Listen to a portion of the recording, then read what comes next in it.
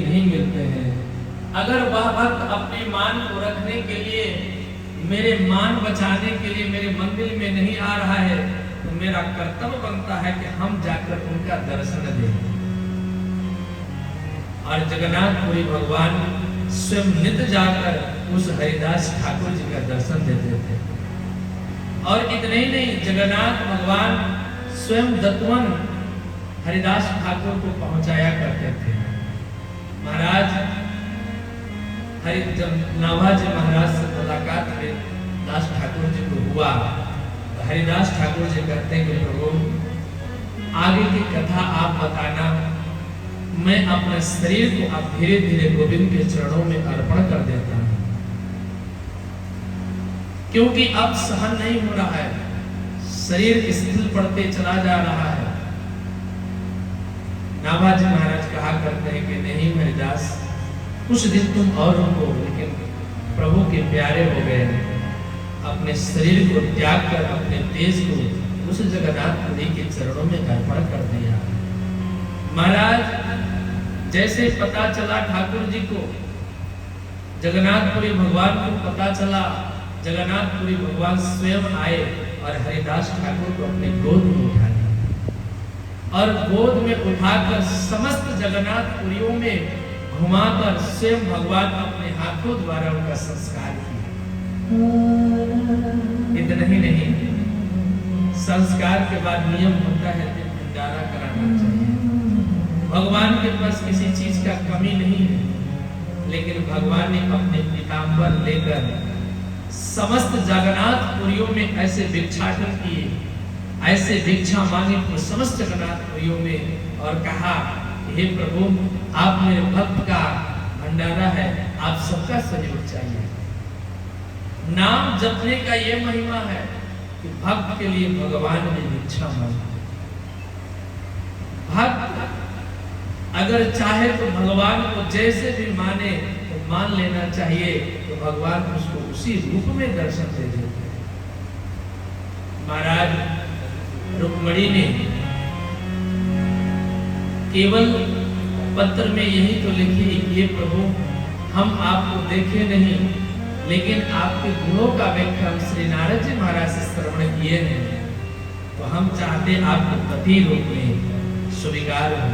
भगवान ने कहे चलो कोई बात नहीं, कहने का अभिप्राय सिर्फ यही है, और कथा प्रवचन जो कुछ भी है केवल एक ही चीज सिखाता है कि जैसे भी रहिए भगवान का आश्रय लेकर रहिए, हमारी स्थिति जैसा भी हो, लेकिन गोविंद से कभी परे न जाइए।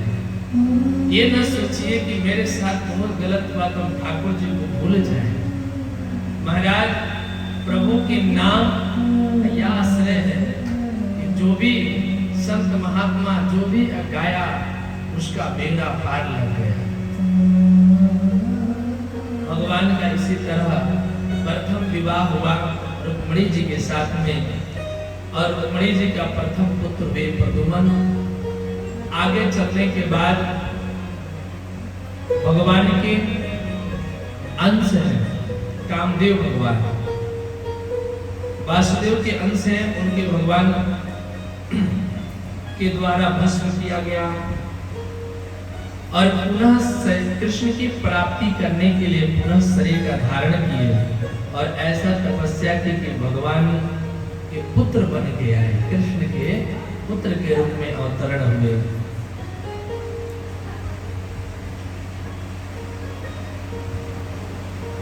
भगवान की बड़ी कृपा है, बड़ी लीलाएं हैं, और भगवान की 8 विवाह हुआ। एक समय का बात है, सत्यराजीत नाम का एक राजा था, जिसको भगवान सूर्य नारायण भगवान ने उसको मणि प्रदान कर दिए थे, और वह ऐसा मणि था कि जो नित्य प्रतिदिन 8 भार सोना नित्य देता था।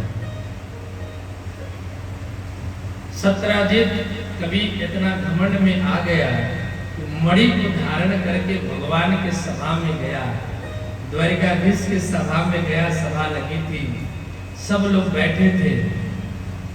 महाराज सत्यराजीत भी बैठा, इतनी चमक थी उस मणि में, इतना चमक था कि मानो कि लगता था कि सूर्य भगवान स्वयं उतर के आ गए। लोगों ने सोचा कि भाई क्या आ गया, लगता है कि सूर्य स्वयं आ गए हैं, इतनी चमक थी।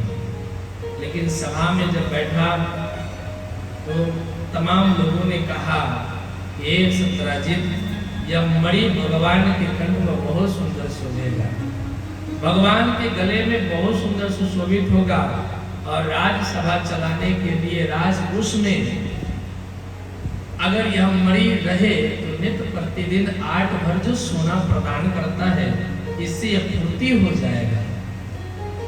सत्यराजित घमंडी था, नहीं दिया, वापस आया। सत्यराजित अपने भाई को मणि प्रदान किया, प्रसेन जी को। प्रसेन ने एक दिन घूमते घूमते लेकर जंगल में गए, और जंगल में जब पहुंचते हैं तो उनको सिंहों ने मार दिया, और मार कर हम मणि लेकर चले गए। ऋक्षों ने लेकर गए मणि, जिससे ऋक्ष शब्द से 2 शब्द बनता है। ऋक्ष में भालू भी होता है। महाराज लेकर चले गए। आगे जब प्रवेश किए, इधर द्वारिका में हल्ला हो गया। सत्यराजित ने हल्ला चारों तरफ कहना शुरू कर दिया, अरे भगवान मणि मांग रहे थे, हमने मणि नहीं दिया, तो लगता है कि हमारे भाई को मार कर हम मणि लेकर चले गए हैं। महाराज भगवान कहते हैं कि देखो भाई, कोई माखन चोरी मुझे कहे ठीक है, कोई साड़ी चोरी कहे ठीक है, कोई मुझे रण छोड़ कह दे वो भी ठीक है, लेकिन अगर कोई मुझे चोर कहा, संपत्ति की चोरी के लिए अगर किसी ने मुझे लगा दिया, ये ठीक नहीं है। महाराज मुझे सब कुछ स्वीकार है, लेकिन चोरी स्वीकार नहीं। मेरे पास होने चीज का कमी है कि हम चोरी करेंगे। चोरी तो वह करता है जिसका मन बड़ा खराब हो। हमारे पास सब कुछ रहता है महाराज, लेकिन मेरा मन में संतुष्टि नहीं होती, तो हमारी एक प्रकार से चोरी उठा लेते हैं। अब चोरी मतलब कई प्रकार की होती है कि हम दूसरे का संपत्ति हड़प ले। एक चोरी ये हुआ, उसे घर में जाकर चोरी करे, ये भी चोरी है, और किसी से बेईमानी करके धन को ले ले, ये भी तो एक चोरी ही है महाराज।